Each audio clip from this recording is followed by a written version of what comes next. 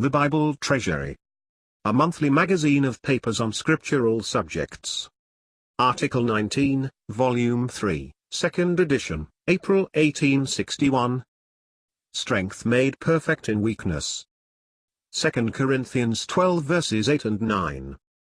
First edition, April, 1861 255. It is a natural thought, the first thought perhaps even for a godly soul, to desire an answer of the Lord in the removal of that which is trying and painful. We know the Lord's great compassion, that He cares for His own, that He feels for them and with them, and we are prone to gather from this that He must appear speedily for us when any blow, humiliation, or sorrow comes upon us, especially that which would seem to make the Lord's glory to be questioned and thwarted in various ways. And this was most plainly so in the case before us. The enemy was taking advantage of this thorn in the apostle's flesh to lower the apostle and his work. We are disposed to expect an immediate answer from the Lord in the way of the removal of the trial. It was so with the apostle himself. He cried to the Lord about it, he besought Him thrice that it might depart from him. But he mistook the Lord. It was not so that he heard. The Lord did hear him. But the apostle had this great truth to learn: the Lord's way of answering is much better than our way of beseeching. Even were it the apostle Paul, a man with such an amazing knowledge of what was most suitable to God and most to be desired by His children, even he had to learn that he was not the Lord. An apostle had to learn that the Lord's ways are above our ways. I believe that this desire of an answer from the Lord coming at once in the way of meeting us in our difficulty and sorrow, is rather one that was taught, and that God acted upon in His ways of old, in dealing with His ancient people Israel. When they were in any difficulty or trial, they cried to the Lord, and He heard and delivered them out of their troubles. But it was not so necessarily now. It is not always in removing the distress that God acts. This is not the characteristic way now with Christians.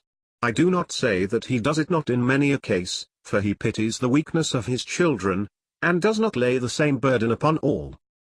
But there is something more blessed than the mere setting aside of the trial, and that is the power of divine grace which enters into it, and lifts us above it, the distress, it may be, continuing, the sorrow going on, the thorn not removed, but ourselves raised entirely above it. And I believe that this heavenly way of meeting sorrow and trouble, is specially the one in which God triumphs in His dealings with the church. Because it is not power coming into the tribulation, and preserving saints through it, that is the characteristic of the church, any more than it will be a mighty deliverance at the end of the tribulation, and the execution of judgment on surrounding enemies. That is not the manner of the Christian's deliverance. And as it does not answer to the way in which the church will be dealt with at the end, so it is not the principle of the Lord's dealings with us all through. It is a higher thing, the lifting us in spirit above, even while the sorrow may be still adhering to us. Perhaps there is sharp trial, difficulty, and that which is heartbreaking, even in the church of God itself. The apostle must know this in a way that seemed to frustrate all his desires for the blessing of the church. For the thorn given him was something that made him to be scorned in the eyes of others, and that was an immense trial to himself and to every one that loved him, appearing to be a hindrance, even to the work of the Lord through him. What a thing it looked that the Lord should have sent upon him something that he even had not before, that which made him an object of contempt to others, for that is what the thorn in the flesh was. So that, in some unexplained way, carnal persons, who looked to the outward appearance, were in danger of losing their respect for him. It was not that the thorn was a sin, or something evil he did. It was nothing that people commonly call an infirmity, which, as thus applied, is really a sin, but it was something that was entirely beyond the apostle's control, and that made him an object of contempt to others. We can readily conceive more than one thing that would have such an effect, but we are not told what it was, and we ought not to go beyond the word of the Lord. We do know that both the Galatians and Corinthians were affected by it, and even reasoned from it that he was not called to be an apostle. Paul himself was exceedingly tried by it, and brings out this to the Corinthians themselves.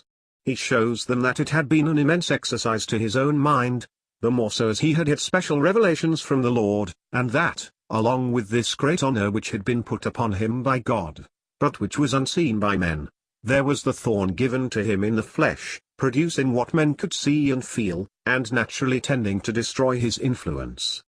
But the apostle had a deeper lesson to learn than he had ever entered into before, God giving such a sight of Christ, and such a present knowledge of his love, not by removing the trial, nor by a present answer, it may be, but by lifting him in spirit completely above it, so that he should realize the full weight of it, might even know what it was to die daily, because of the sorrowful circumstances of the church, and now also by reason of what he felt in himself. For there was this that was so painful to bear and so apparently undesirable, because of its effect upon the minds of others. Thus he learns that there was something still better. My grace is sufficient for thee, my strength is made perfect in weakness. Oh, for faith to rest in this, to believe it about ourselves, to apply it to present circumstances of the Church of God, to rest with unhesitating certainty in the assurance that, whatever appearances may be, however plain the impossibility for us to set things right where they are wrong, we may have our confidence unshaken in the Lord, just as one can rest in his salvation and know that it is perfect, so should we be calm in the certainty that Christ is Son over his own house, and that his love to the saints now is as perfect as in the matter of bearing their sins. But as individuals may not enjoy the salvation of Christ, so, too, shall I be weak and cast down if feeble in my faith as to the Lord's care for his church, and his entrance into its sorrows, or if burdened about it, as though the whole blessing of the church rested upon me. It is plain that this resting upon Christ as the head of his church would not make the members less feeling and watchful. On the contrary, where we realize that Christ is identified with everything, the sorrow will be intensely known, but there will be confidence in the Lord when we can confide in nothing else, and our faith will not be disappointed.